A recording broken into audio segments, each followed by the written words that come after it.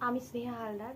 প্রথমেই সকলকে নমস্কার জানাই এবং স্বাগত জানাই আমাদের ইউটিউব চ্যানেল গৃহিণীর রান্নাবাটিতে। রান্না করা আমার বড়ই পছন্দের কাজগুলির মধ্যে একটি। মনে হলো পড়াশুনোর ফাঁকে প্রতিদিনের রান্নাবাটি খেলার কিছু স্মৃতি না হয় আমার বার্তা বহন করুক আপনাদের পর্যন্ত। আমার এই প্রথম ছোট্ট প্রয়াসে যদি কোনো ভুল ত্রুটি হয়ে থাকে নিজ গুণে মার্জনা করবেন। তাহলে শুরু করা যাক। রান্না নিরামিষ ভুনা খিচুড়ি। প্রথমেই লাগছে সোনামুগের ডাল, গোবিন্দভোগ চাল, টুকরো করে কাটা আলু, হলুদ, নুন, গ্রেট করা আদা, গোটা জিরে, গোটা গরম মশলা, তেজপাতা, শুকনো লঙ্কা, জিরের গুঁড়ো, কাঁচা লঙ্কা, টমেটো কুচি। প্রথমেই আলুগুলোকে ভাজার জন্য দিয়ে দেওয়া হয়েছে। আলুগুলোকে বেশি ডার্ক ব্রাউন করব না, একটু হালকা ব্রাউনিশ টোন আসলেই তুলে নেব। খুবই সামান্য উপকরণ প্রয়োজন এই সুস্বাদু রান্নাটির জন্য। আর এমন বৃষ্টি বৃষ্টি ওয়েদারে তো এমন ভুনা খিচুড়ি হলে আর কিছু প্রয়োজনই পড়ে না। আলুগুলোর মধ্যে বেশ ভালো একটা বাদামি রং চলে এসেছে। আলুগুলোকে গ্যাসটা আস্তে করে তুলে নেব।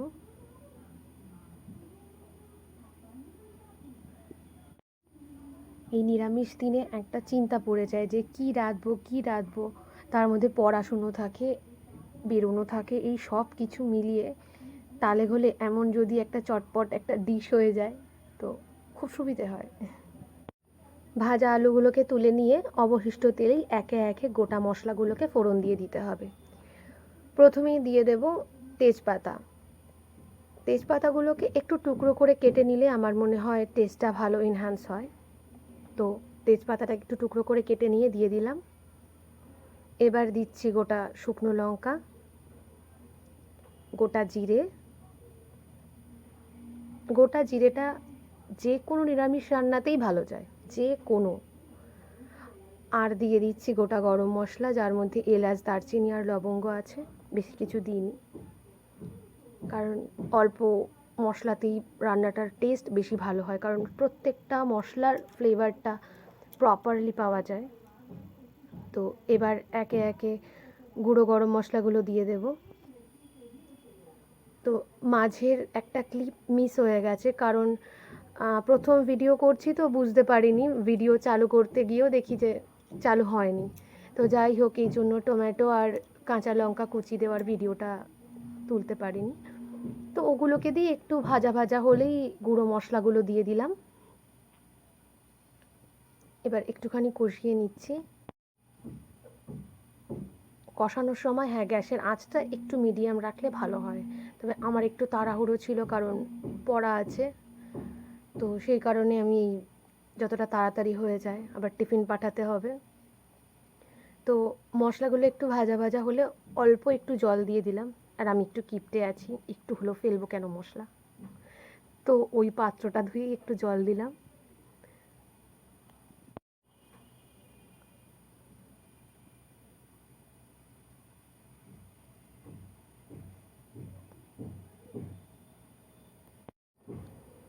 এবার একটু ভালো করে কষিয়ে নেব খানিকক্ষণ, কারণ যত মশলাটা ভালোভাবে কষানো হবে ততই খাবারের টেস্ট বাড়বে, এটা আমরা সবাই জানি। তো ওটাই, কিন্তু আমার প্রচণ্ড তাড়া, অলরেডি তখন দেরি হয়ে গেছে আমার, কারণ পড়া রয়েছে। তো আমি আর আস্তে করতে পারিনি, গ্যাসটা আমার হাই ফ্লেমেই ছিল। তো মশলাটা একটু ভালো করে কষিয়ে নিলাম।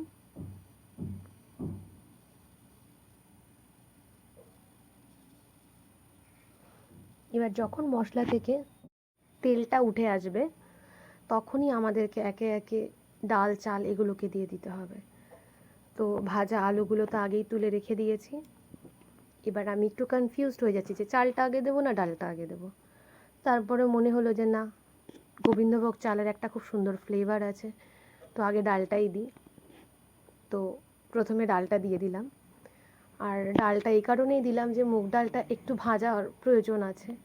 যদিও এটা ভিজে কাপড়ে ভালো করে মুছে নিয়েছি, তবুও, কারণ ভাজা তো হয়নি আগে, একটু ডালটা ভাজা হলেই ভালো হয়।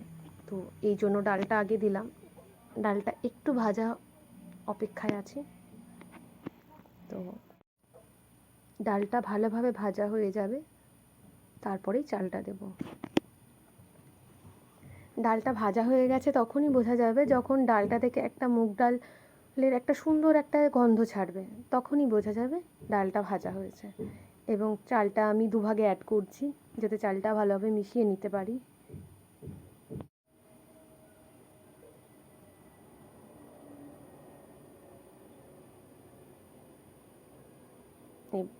এবার যতটা ডাল এবং যতটা চাল নিয়েছি, ঠিক তার দ্বিগুণ পরিমাণে আমাকে জল দিতে হবে। তো মেপে মেপে জলটা দিয়ে দিলাম। এবার একটু জলটা একটু ফোটার অপেক্ষা করতে হবে। হালকা একটু ফুটে উঠলেই ভেজে রাখা আলুগুলো দিয়ে দিচ্ছি। এবার একটু নেড়ে চেড়ে ভালো করে দেখে নিতে হবে যে সব ঠিকঠাক আছে নাকি। তো আমি আর সেই টেস্ট করার সুযোগ পাইনি, আমার প্রচণ্ড তাড়াহুড়ো ছিল। তো কুকারের ঢাকনা আটকে বসিয়ে দিলাম মিডিয়াম আঁচে।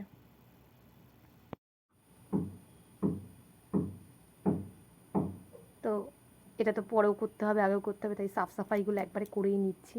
যতটা ময়লা কম হবে ততটা মাজতে কম হবে। এবার 5 মিনিট অপেক্ষা।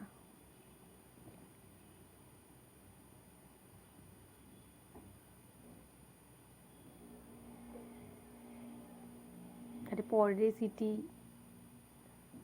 পড়েছে, তো 2টো সিটি পড়লো, বাকি আর আমার তর সইছে না, দ্বিতীয়টা আমি নিজেই তুলে দিচ্ছি। তো রেডি ভুনা খিচুড়ি। একটু নেড়ে চেড়ে দেখে নিন।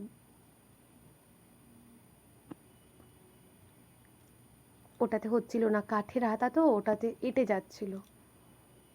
তো না, হয়ে গেছে, আলুগুলো ভালোভাবে সেদ্ধ হয়ে গেছে। এবার একটু টেস্ট করি।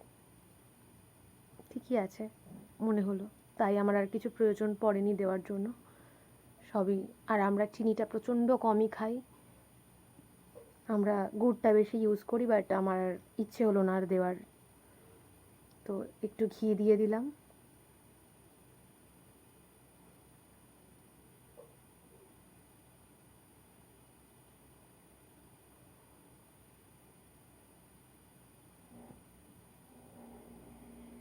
এবার দেব একটু গুঁড়ো গরম মশলা।